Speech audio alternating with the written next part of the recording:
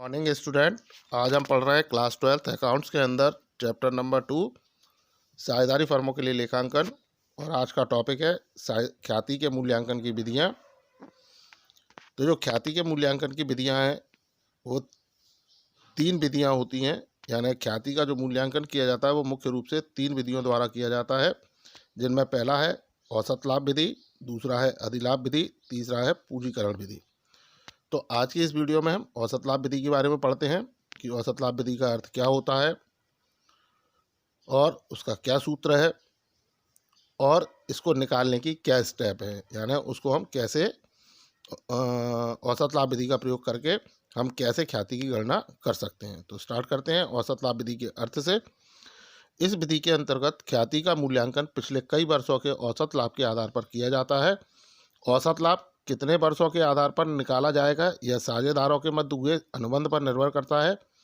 प्रायः इस विधि के अंतर्गत ख्याति के मूल्यांकन के लिए औसत लाभ 3, 4 या 5 वर्ष की अवधि को मानकर लिया जा सकता है। औसत लाभ निकालने के पश्चात ख्याति की गणना करने हेतु क्रय के वर्षों ईयर ऑफ परचेज का निर्धारण किया जाता है। क्रय के वर्षों का निर्धारण सामान्यतः इस अवधारणा को मानकर किया जाता है कि यदि कोई नया व्यवसाय वर्तमान में स्थापित किया जाए तो उसे एक विद्यमान व्यवसाय के समान आने में कितने वर्ष लगेंगे। सामान्यतः यह 3 से 5 वर्ष तक हो सकते हैं और यह ख्याति का मूल्यांकन करने की सबसे सरल विधि है एवं इसका प्रयोग सामान्यतः अधिक किया जाता है। तो औसत लाभ विधि के अंतर्गत जब हम ख्याति का मूल्यांकन करते हैं तो इसके लिए पिछले कई वर्षों के औसत लाभ या पिछले वर्षों के जो औसत लाभ है या पिछले वर्षों के जो लाभ है उनका औसत निकालकर हम इसमें ख्याति की गणना कर सकते हैं।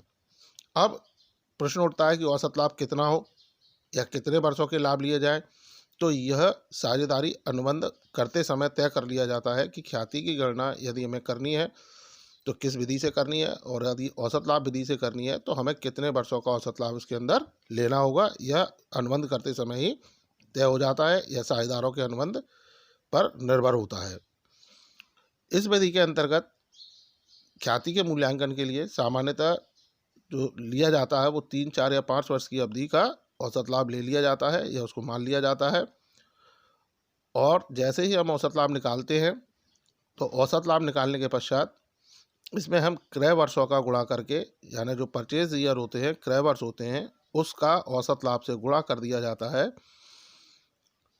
और हम गुणा करके हम अपनी ख्याति का मूल्यांकन कर सकते हैं। अब ये क्रय वर्ष क्या होते हैं, क्रय वर्षों के बारे में समझते हैं। तो क्रय वर्ष का तात्पर्य होता है कि आज की स्थिति में जो हमारा व्यवसाय पहुंचा है या आज की कंडीशन में जो हमारे व्यवसाय की पोजीशन है, यदि नया व्यवसाय कोई खोलता है तो उसको इस पोजीशन तक आने में कितना समय लगेगा। तो जितना समय उसको लग रहा है वह हम क्रय वर्ष के नाम से या उस समय को हम क्रय वर्ष के नाम से जानते हैं। यानी जैसे मान लीजिए कोई एक्स व्यवसाय है,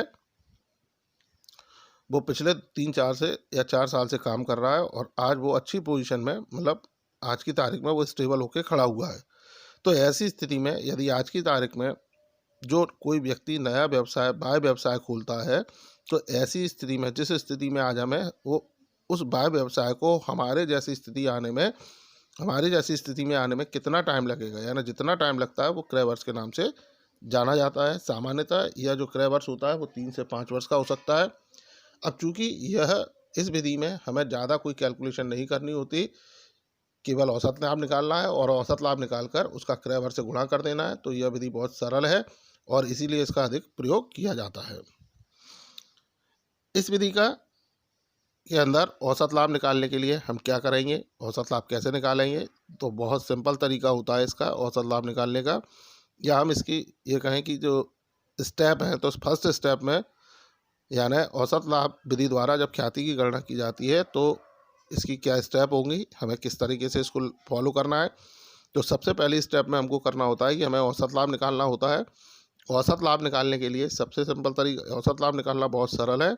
इसके अंदर जितने भी वर्षों का लाभ दिया गया है या जितने भी पिछले वर्षों का जो लाभ है उनको जोड़ लिया जाता है यदि पिछले वर्ष में कोई हानि हुई है तो उस हानि को इसमें घटा दिया जाएगा, यानी गत वर्ष के लाभ हानि का योग।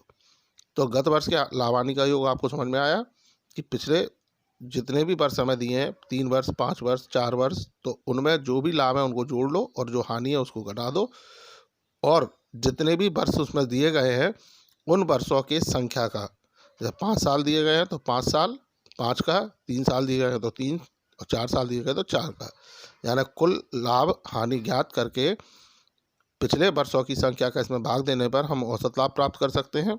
जब औसत लाभ हमारा प्राप्त हो गया, फिर उसके बाद हमें इसमें दूसरी स्टेप में क्या करना है, औसत लाभ निकालने के बाद दूसरी स्टेप में हम उस औसत लाभ में दिए गए क्रय वर्षों का गुणा कर देते हैं, और फाइनली हमारी यहाँ ख्याति निकल कर आ जाएगी, गुडविल हमारी निकल के आ जाएगी।